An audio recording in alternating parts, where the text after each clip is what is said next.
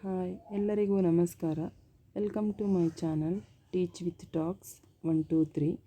ಇವತ್ತು ನಾನು ಈ ವಿಡಿಯೋದಲ್ಲಿ ಕರ್ನಾಟಕದಲ್ಲಿ ಬರುವಂಥ ಪ್ರಮುಖ ಪರ್ವತ ಘಾಟಿ ಅಥವಾ ಘಟ್ಟಗಳ ಬಗ್ಗೆ ಮಾಹಿತಿಯನ್ನು ನೀಡ್ತಾ ಇದ್ದೇನೆ.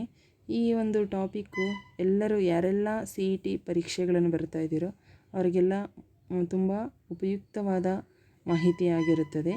ಕರ್ನಾಟಕದ ಪ್ರಮುಖ ಪರ್ವತ ಘಾಟಿಗಳು, ಇಲ್ಲಿ ಚಾರ್ಮಾಡಿ ಘಾಟಿ, ಕರ್ನಾಟಕದಲ್ಲಿ 4 ಘಾಟಿಗಳನ್ನ ನಾವು ನೋಡ್ತೀವಿ. ಕರ್ನಾಟಕದ ಜಿಯೋಗ್ರಫಿಯನ್ನು ಅಧ್ಯಯನ ಮಾಡಬೇಕಾದ್ರೆ ಈ ಪ್ರಮುಖವಾಗಿ ಈ ಒಂದು ವಿಷಯ ತುಂಬ ಮುಖ್ಯವಾಗಿರುತ್ತೆ.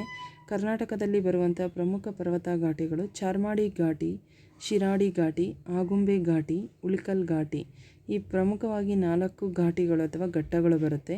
ನಾವು ಪ್ರಾಕೃತಿಕ ವಿಭಾಗಗಳು ನೋಡಿದಾಗ ನಮ್ಮ ಕರ್ನಾಟಕದ ಅಂದರೆ ಪ್ರಾಕೃತಿಕ ವಿಭಾಗಗಳು 3 ಪ್ರಾಕೃತಿಕ ವಿಭಾಗಗಳನ್ನ ನೋಡ್ಬೋದು.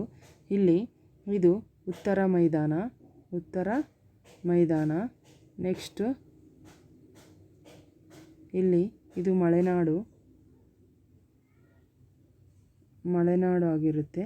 ನೆಕ್ಸ್ಟ್ ಈ ಭಾಗ 3 ಜಿಲ್ಲೆಗಳನ್ನು ಒಳಗೊಂಡ ಕರಾವಳಿ, ಇದು ಕರಾವಳಿ ಆಗಿರುತ್ತೆ, ಕರಾವಳಿ ಮೈದಾನ ಆಗಿರುತ್ತೆ. 3 ಪ್ರಾಕೃತಿಕ ವಿಭಾಗಗಳನ್ನು ಹೊಂದಿರುವಂಥ ನಮ್ಮ ಕರ್ನಾಟಕ, ಈ ಕರ್ನಾಟಕದಲ್ಲಿ ಉತ್ತರ ಮೈದಾನದಿಂದ ಈ ಭಾಗದಿಂದ ಜನರು ಈ ಘಟ್ಟಗಳಿಗೆ ಹೋಗಬೇಕಂದ್ರೆ ಅಂದರೆ ಇಲ್ಲಿ ಪ್ರಮುಖ ಪರ್ವತ ಘಟ್ಟಗಳನ್ನು ದಾಟಿಕೊಂಡು ಕರಾವಳಿ ಭಾಗಕ್ಕೆ ಹೋಗಬೇಕಾದ್ರೆ ಈ ಘಟ್ಟಗಳನ್ನು ದಾಟಿಕೊಂಡು ಹೋಗಬೇಕು.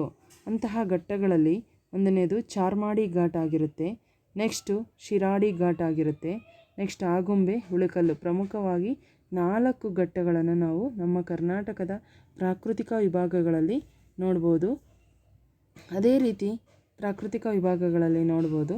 ಈ 4 ಘಟ್ಟಗಳು ಯಾವ ಸ್ಥಳದಲ್ಲಿ ಬರುತ್ತೆ ಅಂದರೆ ಈ ಒಂದು ಸ್ಥಳದಲ್ಲಿ ಬರುತ್ತೆ. ಯಾಕಂದರೆ ಇಲ್ಲಿ ಉತ್ತರ ಮೈದಾನದಿಂದ ಮಲೆನಾಡಿನಲ್ಲಿ ಬರುವಂಥ ಘಟ್ಟಗಳನ್ನ ದಾಟಿಕೊಂಡು ಕರಾವಳಿ ಭಾಗಕ್ಕೆ ಹೋಗಬೇಕಾಗುತ್ತೆ. ಇಲ್ಲಿ ಕೆಲವೊಂದು ಬೀಚುಗಳು, ಸಮುದ್ರ ತೀರ ಪ್ರದೇಶಗಳು ಇರುತ್ತೆ. ಈ ಒಂದು ತೀರ ಪ್ರದೇಶಗಳು ನೋಡಲು ಜನರು ಈ ಘಟ್ಟಗಳ ಮುಖಾಂತರನೇ ಹೋಗಬೇಕಾಗುತ್ತೆ.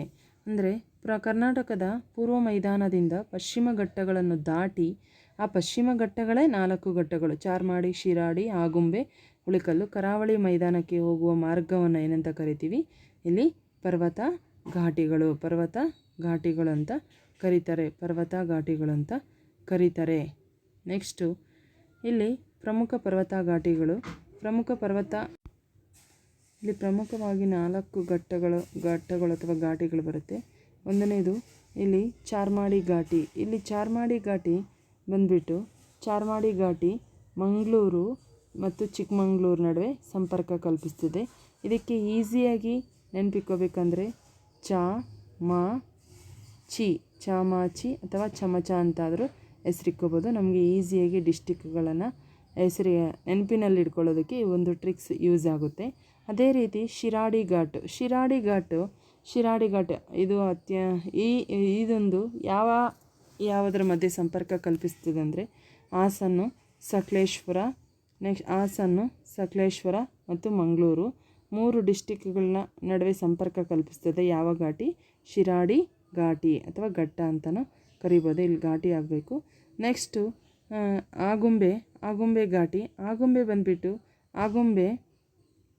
ಇಲ್ಲಿ ಉಳಿಕಲ್, ಶಿವಮೊಗ್ಗ ಟು ಉಡುಪಿ ಆಗುಂಬೆ ಈ ಒಂದು 2 ಮಧ್ಯೆ ಸಂಪರ್ಕ ಕಲ್ಪಿಸ್ತದೆ.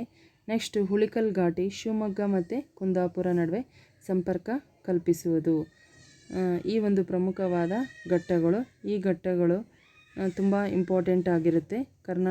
ಭೂಗೋಳದಲ್ಲಿ ಬರುವಂಥ ಕರ್ನಾಟಕದ ಜಿಯೋಗ್ರಫಿ ಅಂದರೆ ಭೂಗೋಳದಲ್ಲಿ ಬರುವಂಥ ಪ್ರಮುಖವಾದ ಇಂಪಾರ್ಟೆಂಟ್ ಟಾಪಿಕ್ ಆಗಿರುತ್ತೆ. ಈ ಒಂದು ಟಾಪಿಕ್ಕು ಯಾರೆಲ್ಲ ಅಂದರೆ ವಿಲೇಜ್ ಅಕೌಂಟ್ ಎಕ್ಸಾಮ್ ಬರೀತಾ ಇದ್ದೀರಾ, ನೆಕ್ಸ್ಟು ಟೆಟ್ಟು ಮತ್ತು GPSTER, HSRT ಎಲ್ಲ ಎಕ್ಸಾಮ್ಗಳಿಗೆ ಉಪಯುಕ್ತವಾದಂತಹ ಈ ಒಂದು ತುಂಬ ಇಂಪಾರ್ಟೆಂಟ್ ಟಾಪಿಕ್ ಆಗಿರುತ್ತೆ.